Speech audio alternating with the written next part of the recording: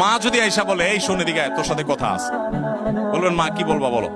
এবার মাকে যদি বলেন যে বাবা তোর বউ এই এই বলছে, এই এই করছে, সে কি এটা করতে পারে, কত বড় সাহস, তোর গলায় ধরে দিয়ে মরা উচিত। মা যদি এসব কথা বলে, মাকে একইভাবে বলবেন মা আল্লাহ নবী সাল্লাল্লাহু আলাইহি সাল্লাম কোনোদিন স্ত্রীদের গায়ে হাত তোলেন নাই।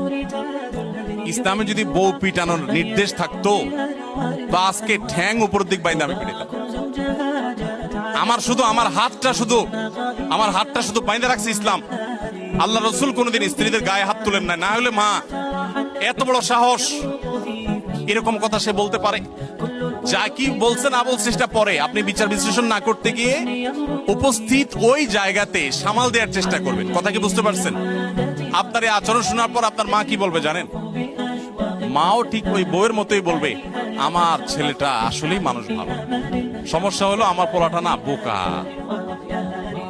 একদম বেকুব, এই জন্য সেই তো বইয়ের কাছেও বেকুব থাকলে মায়ের কাছেও কিন্তু আপনাকে কেউ দোষী সাব্যস্ত করবে না। আর যদি পণ্ডিতি করে বউরে বলতে চান ঠিক আছে আমি দেখতেছি, থামো তুমি।